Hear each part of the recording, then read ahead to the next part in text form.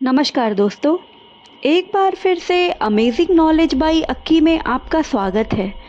आज हम नर्मदा नदी के विषय में चर्चा करेंगे।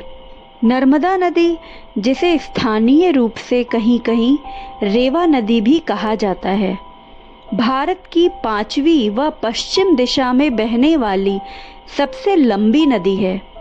ये मध्य प्रदेश राज्य की भी सबसे बड़ी नदी है। नर्मदा मध्य प्रदेश, महाराष्ट्र और गुजरात में बहती है। इसे अपने जीवनदायी महत्व के लिए मध्य प्रदेश और गुजरात की जीवन रेखा भी कहा जाता है। नर्मदा नदी मध्य प्रदेश के अनूपपुर जिले के अमरकंटक पठार में उत्पन्न होती है।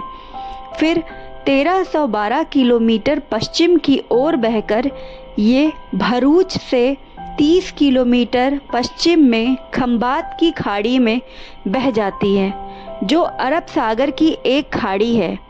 प्रायद्वीप भारत में केवल नर्मदा और ताप्ती नदी ही दो मुख्य नदियां हैं जो पूर्व से पश्चिम बहती हैं। अमरकंटक से नर्मदा नदी पश्चिम की ओर सोनमुद्र से बहती हुई एक चट्टान से नीचे गिरती हुई कपिलधारा नाम की एक जलप्रपात बनाती है। पौराणिक मान्यतानुसार राजा मैकल की पुत्री नर्मदा को रेवा के नाम से भी जाना जाता है और कुछ पौराणिक कथाओं में इसे कुंवारी नदी के रूप में भी जाना जाता है।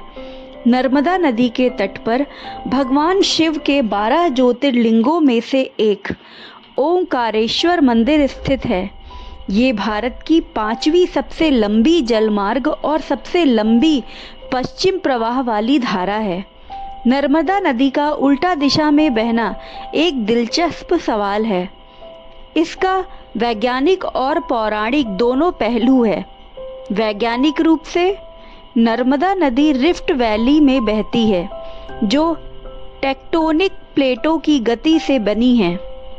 इस घाटी की ढलान की दिशा नर्मदा के विपरीत है, जिसके कारण नदी उल्टी दिशा में बहती है।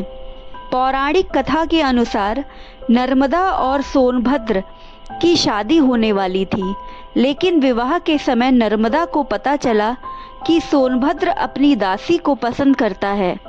इससे दुखी होकर नर्मदा ने कुंवारी रहने और अपने पूर्व मंगेतर से दूर पश्चिम की ओर बहने का फैसला किया। तो दोस्तों, आज हमने नर्मदा नदी के विषय में चर्चा किया। अगर आपको मेरी वीडियो अच्छी लगी हो तो इसे लाइक करें, शेयर करें, कमेंट करें और सब्सक्राइब करना ना भूलें। मिलते हैं नेक्स्ट वीडियो में, तब तक के लिए बाय बाय।